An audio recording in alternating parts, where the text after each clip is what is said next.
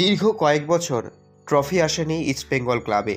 এবার কি সাপমোচন ঘটবে তার উত্তর পেতে অপেক্ষা করতে হবে আরও কিছুটা সময়। তবে শনিবার ইস্টবেঙ্গল ক্লাবের ছবিটা ছিল একেবারে থমথমে।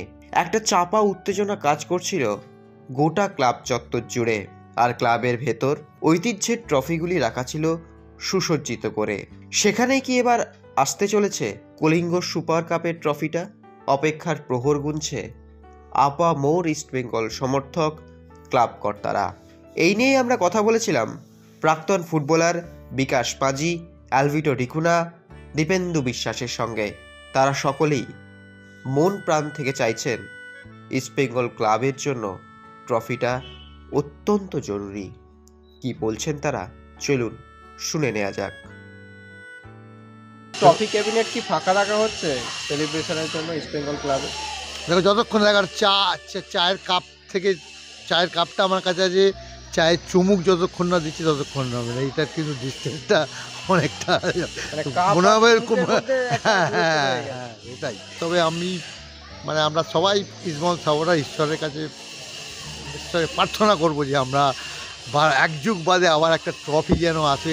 যে ট্রফিটা হচ্ছে এই ট্রফিটার খুব এটা জাস্ট লাইক ফেডারেশন কাপের মতো। এটা চ্যাম্পিয়ন হলে আমরা আবার AFC কাপ খেলতে পারবো, আমরা আবার আসিয়ান কাপের মতো টুর্নামেন্ট পার্টিসিপেট করতে পারবো, এবং এটা হয়তো সামনের মরশুমে হয়তো খেলা হতে পারে নতুনভাবে টিম করে।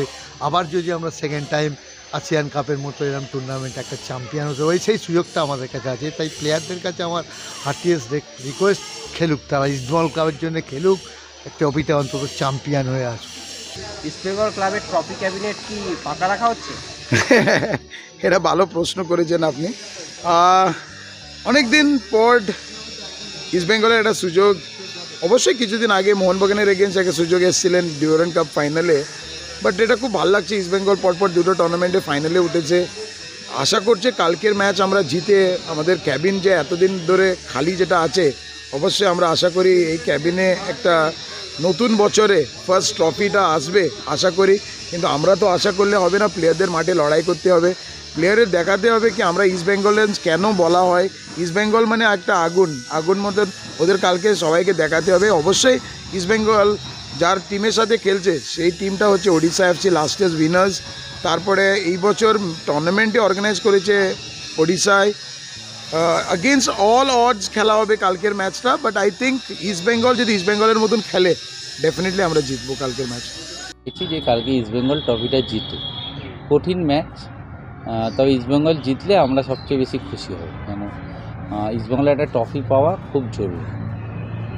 ট্রফিটা হচ্ছে ধরো প্রতিদ্বন্দ্বিতা থাকবে, কিন্তু বাংলার একমাত্র দল যে ফাইনাল খেলছে সেটা ইস্টবেঙ্গল, সে জিতলে বাংলার ফুটবলের ভালো, এবং ইস্টবেঙ্গলের জেতাটাও বাংলার ফুটবলের জন্য খুব জরুরি। তবে ম্যাচটা কঠিন ম্যাচ, টেকনিক্যালি দুটো কোচই এত ভালো, লোবেরো এবং ইস্টবেঙ্গলের কোচ, সেখানে কঠিন ম্যাচ, খুবই কঠিন ম্যাচ, মানে ট্যাকটিক্যাল ম্যাচ, কঠিন ম্যাচ। Extra time.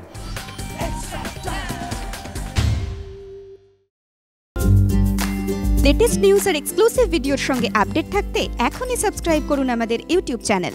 বেল আইকনে ক্লিক করতে ভুলবেন না যেন।